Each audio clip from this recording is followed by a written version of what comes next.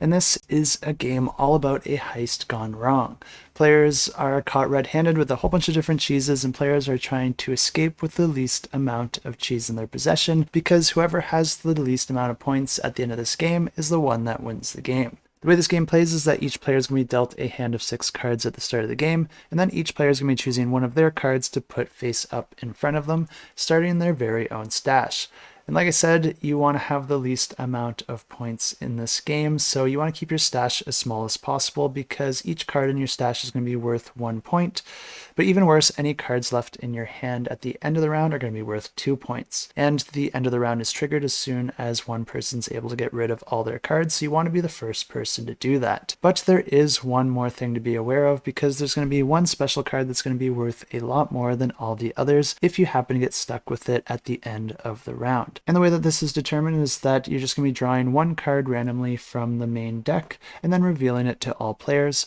And whichever type of cheese that is, it's going to be worth the amount of points as depicted on that card. Once all that's done, players are just going to be taking turns performing one action on their turn in order to play cards from their hand to one of the stashes out in front of them. You can play to any of your opponent's stash, but you can also play to your own as well.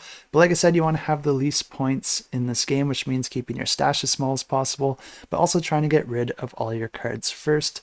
So you really want to be strategic with how you play cards where, because there are certain rules to where cards can be placed. You can play a card from your hand matching the color of any of the stashes as long as your card is of higher value, or instead you can break that rule by playing 2 cards of the same color on top of any stash also matching that color, disregarding any of the values.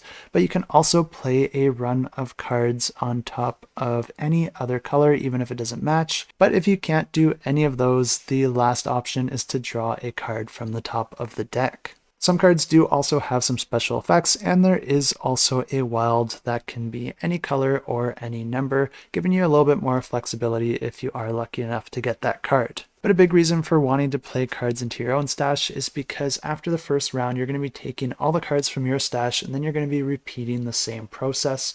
So if you do have certain cards in your stash and you're able to create runs of cards in order to get them out of your hand really quickly in the second round, that might be something to be taken advantage of. The game does also have a few other modes of play, so if this one does sound interesting to you, definitely check it out, and I will have links to the campaign in the description below.